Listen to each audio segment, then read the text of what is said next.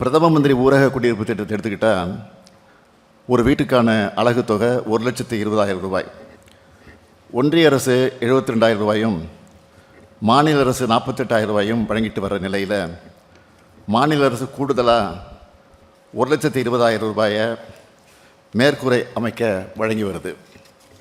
2021-2022 ஆண்டு வரை 3,61,591 வீடுகளுக்கு அனுமதி வழங்கப்பட்டு இதுவரை 3,43,958 வீடுகள் கட்டி முடிக்கப்பட்டிருக்கு.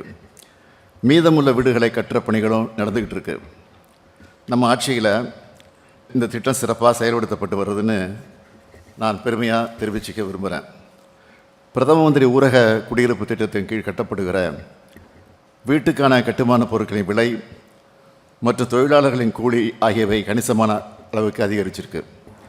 அதனால் நான் தொடக்கத்திலே சொன்ன மாதிரி அலகு தொகையை குறைந்தபட்சம் 3,50,000 ரூபாயாக உயர்த்தி வழங்க வேண்டும் என்று ஒன்றிய அரசை கேட்டிருக்கிறோம். ஆனால் இன்னும் எந்த பதிலும் வரல. இந்த குழு மூலமாக ஒரு தீர்மானத்தை நிறைவேற்றி மீண்டும் வலியுறுத்துவோம்.